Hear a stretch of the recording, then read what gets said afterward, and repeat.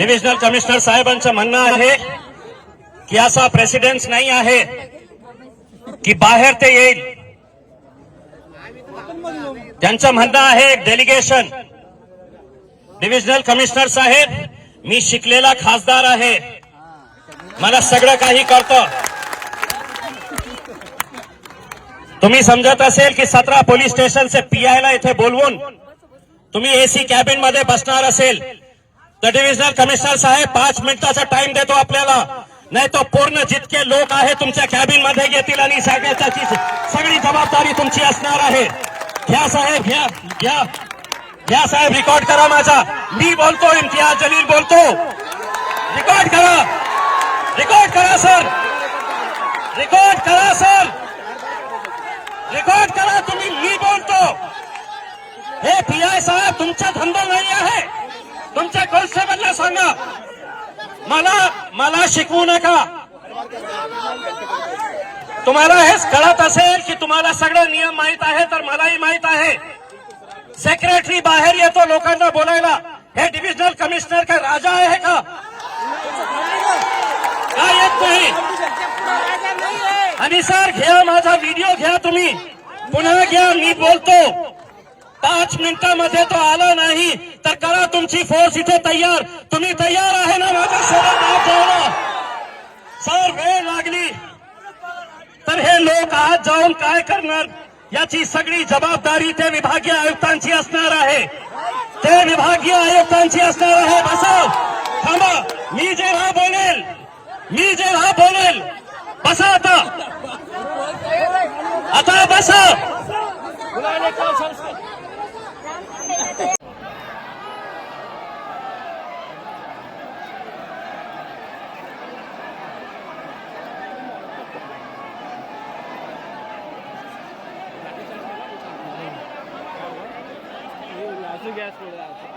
आसू गॅस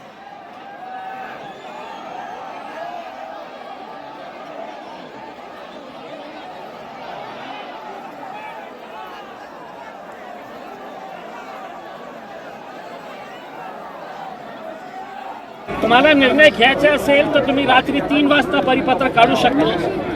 मग हे लाखोंच्या संख्येने जे ठेवीदार आहे यांच्या बाबतीत तुम्ही सांगा, तुम्ही लेखी आश्वासन द्या, लेखी आश्वासन द्या आम्हाला की 1 महिन्यामध्ये तुम्ही देणार आहे का. 1 मिनिट आम्ही इथे थांबणार नाही. सगळ्या लोकांना बाहेर घेऊन जाण्याची जबाबदारी माझी असते. उल्लू बनवते तुम्ही गोरगरीब लोकांची. ती महिला जी आली होती 95 इयर्सची, फक्त 60,000 रुपये आहे तिचे, 60,000 रुपये. तिची आई असेल, कुणाची आई असेल ते, किती पोलिसवाल्यांचे पैसे, आर्मीचे 80% जे लोक देशाच्या आपल्या संरक्षणासाठी गेले होते त्या लोकांना फसवले. कोण जबाबदार आहे त्याचा? आणि कोणी का बोलत नाही? आसू गॅस छोडण्याचं काय कारण होतं? मी सगळ्यांना सांगितलं होतं, माईक मध्ये सांगितलं होतं की आपण कुठल्याही प्रकारचा हल्लागुल्ला करायचा नाही आहे. डिव्हिजनल कमिशनर एसी ऑफिस मध्ये बसणार आणि हे लोक आपल्या हप्त्यावर पोलिसांचा वापर कशाला करतो तुम्ही? महिलांवर लाठीचार्ज कशाला केला तुम्ही? महिलांना चुमक्या घेत होते.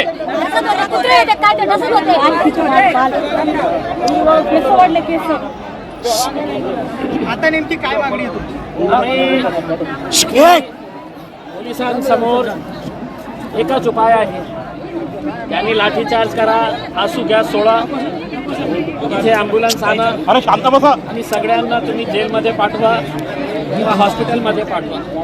जोपर्यंत आम्हाला लेखी स्वरूपात मी स्पष्टपणे बोललो होतो, विभागीय आयुक्त साहेबांनी पोलीस कमिशनरांना इथे बोलवा, DDR ऑफिसच्या अधिकाऱ्यांना इथे बोलवा, काय येत नाही?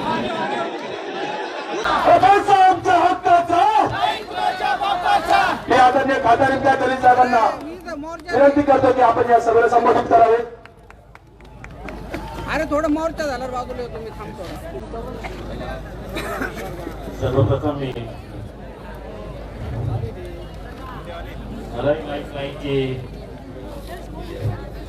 कुठून सुरू करावे, कारण जे लहान मुली जेव्हा आपल्या परिवाराची व्यथा मांडत होती, माझ्या मनात एक प्रश्न येत होता की असं नाही आहे की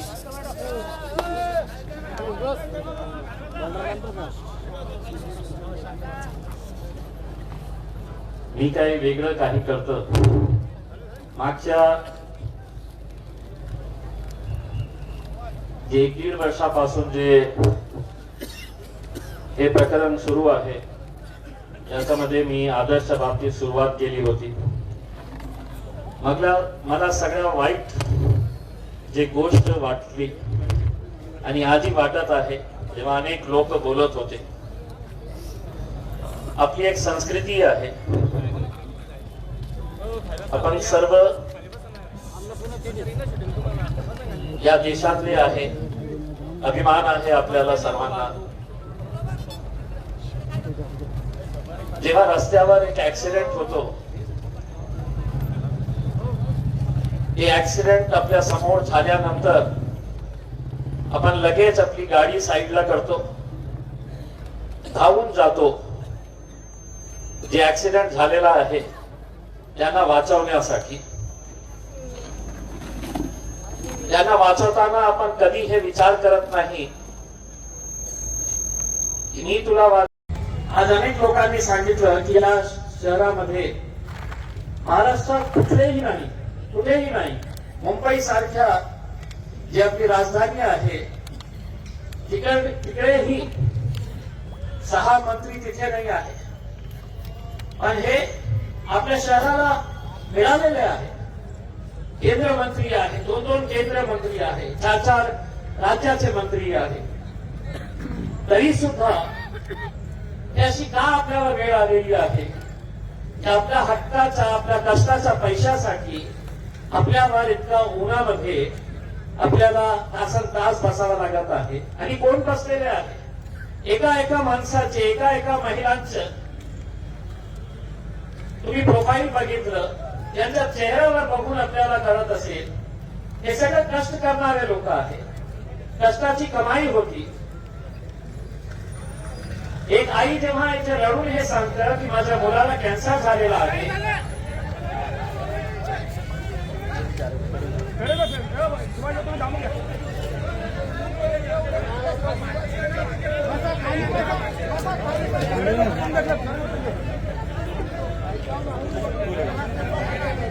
चला ठीक आहे मॅडम भाई चला.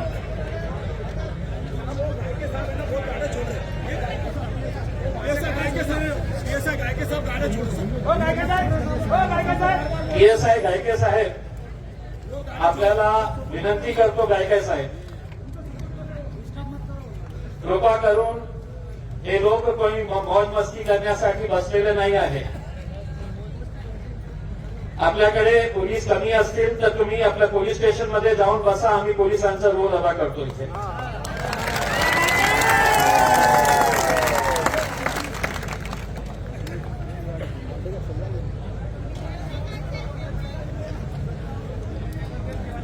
तर हे दुर्दैव नाही आहे तर काय आहे?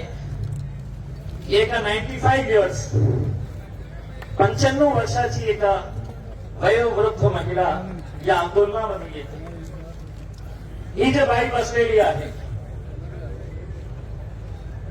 ही कुणाची आई असेल? 2 लाख रुपये शेती विकून आज भीक मागण्याची वेळ आलेली आहे.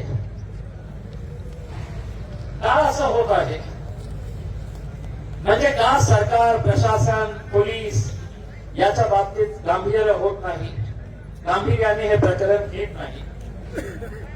म्हणजे सरकार किती पॉवरफुल असतं आपण सगळ्यांनी बघितलं. त्याने काही करायचं असेल तर रात्री 3 वाजता ते GR काढू शकतं. मग तुमच्या बाबतीत काय इतकं महिने लागत आहेत? म्हणजे जे निर्णय तुम्ही घेतलेला आहे ते वोट बँकशी संबंधित आहे.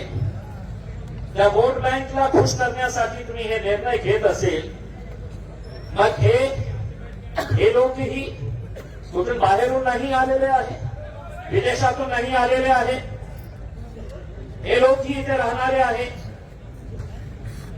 मग काय यांच्या बाबतीत अशी उदासीनता सरकार, प्रशासन, पोलीस दाखवत आहे? किती महिने आम्ही टाइम दिलेले आहे त्यांना. आज 9 पतसंस्था आणि बँक्स मिळून हे सगळं ठेवीदार जे आहे, हे सगळ्यांचे नाव आहे. ज्ञानोबा, आदर्श, मलकापूर, देवयानी, यशस्वी, मलकापूर. म्हणजे जेव्हा तुमचा प्रेशर येतो, तुम्ही एक ताकदीने जेव्हा उभे राहतो, तर आदर्शचे सगळे चेअरमॅन सहित त्यांच्या परिवारातले डायरेक्टर्स, त्यांची बायको, त्यांची सून, हे सगळे आज कुठे आहे? हे सगळे आज हर्सूल जेलमध्ये आहे. कुणाच्यामुळे? तुमच्यामुळे, तुमच्या ताकदीमुळे. मग हे नियम आदर्शसाठी लागू आहे, तर हेच नियम मलकापूरसाठी का नाही लागू आहे?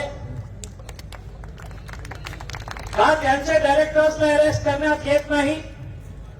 फक्त या कारणाने की ज्याचे जे चेअरमॅन आहे, जयसुख संचेती, ते भारतीय जनता पार्टीचा आमदार आहे, म्हणून कुणालाही हात लावायचे नाही. मग दुसरी पतसंस्था, आता आपल्याला एक उदाहरण देतो. अमरावतीची अनुग्रह पतसंस्था 1,500 कोटी रुपयाचा घोटाळा केली. 1,500 कोटी. असंच ठेवीदार. सुरुवातीला काही नेत्यांनी पत्र दिले, तर वरून त्यांना आदेश आला की हे जे डायरेक्टर्स आणि चेअरमॅन आहे, हे आपल्या पार्टीला फंडिंग करतं, म्हणून त्यांना कोणी हात लावायचा नाही, त्यांच्या मागे पळायचं नाही. म्हणजे तुम्हाला फक्त पैसा मिळत आहे, म्हणून हे गोरगरीब लोकांना सोडून द्यायचं. त्या जयसुख संचेतीच्या वाढदिवसासाठी मुख्यमंत्री, उपमुख्यमंत्री जेव्हा नागपूरला अधिवेशन झालं, तर त्याच्या घरी गेले होते सेलिब्रेट करायला. लाज नाही वाटली? हे गोरगरीब लोक रस्त्यावर उभे आहे, त्यांच्या कष्टाचा पैसा तुम्ही खाऊन बसलेले आहे, आणि त्याचा वाढदिवस तुम्ही साजरा करण्यासाठी त्याच्या घरी जाता. दुसरे जे जे पतसंस्था, जे जे बँक्स आहे, यांच्या डायरेक्टर्सला, त्यांच्या चेअरमॅनला कोणी आश्रय देत आहे, कोणी त्यांचं संरक्षण करत आहे, तर त्यांना अरेस्ट होत नाही. पाठवा सगळ्यांना हर्सूल जेलमध्ये. जेव्हा पहिल्यांदा हे प्रकरण आलं होतं, तर मी मानकाप्याच्या जवळच्या एका माणसाला सांगितलं होतं की त्याला सांग की हे गोरगरिबांचे पैसे परत करा, नाही तर तुझी काय ताकद आहे तू आजपर्यंत दाखवली असेल, पण माझी काय ताकद आहे तुम्ही बघितली नसेल, तुला दाखवणार मी. आणि ज्याला इतकं मगरूर होता, त्याला असं वाटत होतं की माझा कोण वाकडा करणार, काय करणार माझं, सगळ्या पोलिसांना मी मॅनेज केलं. डीडीआर ऑफिसरचा लिखून घेतलं होतं. दुर्दैवाने काही मीडिया प्रतिनिधी नाही. आज मीडिया माझ्या बाबतीत लिहितं की आदर्शमुळे इम्तियाज जलील पुन्हा खासदार होणार नाही, आदर्शमुळे नाही, यांचा आशीर्वाद असेल तर मुख्यमंत्रीही होणार नाही. पण मी कधीही घाणेरडी राजनीती केली नाही. ही मुली असू द्या, ही मुलगी सीए करत आहे, ऑटो रिक्षा चालवत आहे, त्याचा वडील कोण देणार? त्या संतोषची आई जेव्हा माझ्याकडे येते आपल्या मुलाला घेऊन आणि ते रडत रडत माझ्या समोर हे व्यथा सांगते की माझे 20 लाख 30 लाख रुपये आदर्श मध्ये आहे, त्याचं ऑपरेशन नाही झालं. तुम्ही फक्त इमॅजिन करा, फक्त तुम्ही विचार करा, एका आईच्या समोर त्याचा मुलगा, त्याचं ऑपरेशन होण्याची खूप आवश्यकता आहे, गरज आहे. नाही केलं ऑपरेशन 4.5 लाख रुपये लागतील. ते कुठून भीक मागणार नाही, तिच्या हक्काचे पैसे आहे. त्या तोतला नावाचा जे ठेवीदार होतं, MGM हॉस्पिटलमध्ये ऍडमिट होतो, तिची बायको जेव्हा मी हॉस्पिटलला त्याला बघायला गेलो होतो, ती रडत होती. ती मला सांगत होती की साहेब, दररोज मला हॉस्पिटलवाले सांगता की 10,000 रुपये जमा करा, 20,000 रुपये जमा करा. मी तिला घेऊन गेलो ते MGM हॉस्पिटलच्या डीनकडे आणि स्पष्टपणे सांगितलं, आजपासून 1 रुपयाही तिच्याकडून तुम्ही घेतलं तर तुमच्या 2 वर्षाचा सगळा चॅरिटी बेडचा हिसाब मी काढेन. त्या दिवशी त्यांनी निर्णय घेतला की आम्ही 1 पैसा त्याच्याकडून घेणार नाही. पण झालं काय, दुर्दैव की 3 दिवसामध्ये त्या तोतला नावाच्या माणसाचा मृत्यू झाला. मी पोलीस कमिशनर साहेबांना सांगितलं की साहेब, त्या माणसाचा मृत्यू झाल्यानंतर तुम्ही 20 लाख पेक्षा त्याला 40 लाख दिले तर तिचे बायकोचा ते पैसे कसल्याही कामाचे नसणार आहे. माणसं मेल्यानंतर आज मी येताना जे गागडे साहेब आहे, हे जरा बसा, बसा.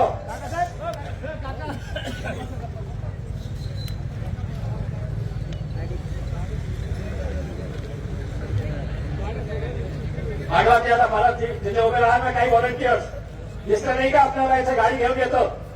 बरोबर, तिथे उभे राहा.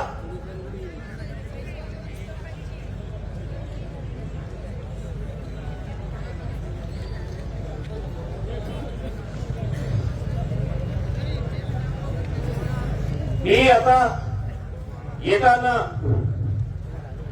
काही जानकारी घेऊन आलो.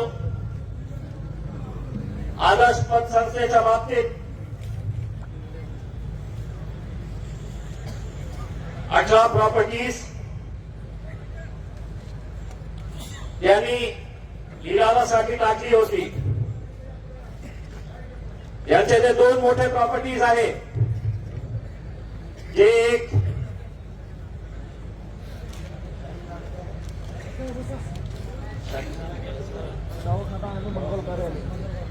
मंगल कार्यालय आणि एक अस्पताल मोठी प्रॉपर्टीज आहे. त्यांचं काही 8-8.5 कोटी रुपयाचा भाव येणार आहे. त्यांनी जे निश्चय केलेला आहे ते रेट प्रमाणे. आता एकदा त्याचा लिलाव करण्यात आला, कोणी आले नाही. दुसऱ्यांदा करण्यात आला, कोणी आले नाही. आता तिसऱ्यांदा जेव्हा हे करण्यात आलेला आहे आदर्शच्या बाबतीत, त्याचे 2 प्रॉपर्टीज जे आहे, एक शिवनाची प्रॉपर्टी आहे आणि सिल्लोडची 2 गाडे आहे. हे दोघं प्रॉपर्टीज मिळून 1 कोटी रुपये आलेले आहेत त्यांच्याकडे. मग मी त्यांना विचारलं की तुम्ही रिकव्हरी किती केली आतापर्यंत, या 9-10 महिन्यामध्ये तुम्ही रिकव्हरी किती केली? तर कमीत कमी त्यांचं म्हणणं होतं की 1.5 कोटी आम्ही केली होती. पण सगळं खर्च करून आमच्याकडे 1 कोटी रुपये आहे. याचा अर्थ हे आहे की 2 कोटी रुपये त्यांच्याकडे आलेले आहे.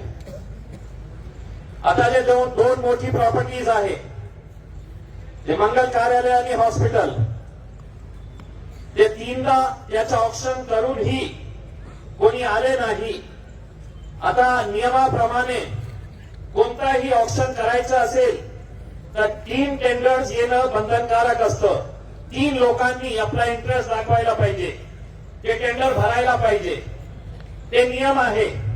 आता 3 वेळा जेव्हा कोणताही प्रतिसाद मिळालेला नाही, आता पुन्हा ते प्रॉपर्टी टाकण्यात आलेली आहे आणि आता एका माणसानेही एकही टेंडर आला तर ते त्यांना देण्यात येईल. म्हणजे 8-9 कोटी रुपये जे मंगल कार्यालयाने हॉस्पिटल कडून आणि समजा तेही नाही आले तर आम्ही आज विभागीय आयुक्त साहेबांना हे सांगणार आहे, हे 2 प्रॉपर्टीज तुम्ही सरकार क्षेत्राला सांगा, आदेश द्या की तुमच्या नावाने ट्रान्सफर करा आणि ते पैसे यांना परत द्या. आणि जे 18 प्रॉपर्टीज ऑप्शनसाठी टाकण्यात आले होते त्याच्यापैकी 2 प्रॉपर्टीज शिवना आणि सिल्लोडचे गेलेले आहे. 1 कोटी रुपया त्याच्यातून आलेला आहे आणि बाकी 16 प्रॉपर्टीज जे आहे त्याच्यासाठी एक्सटेन्शन देण्यात आलेला आहे 8 फेब्रुवारी पर्यंत. 8 फेब्रुवारी पर्यंत त्याच्या उरलेली जे प्रॉपर्टीज आहे 16 प्रॉपर्टीज, त्या प्रॉपर्टीज 8 तारखेपर्यंत कोणीही ऑप्शन मध्ये भाग घेऊ शकतं. अजंताचेही काही लोक आलेले आहेत,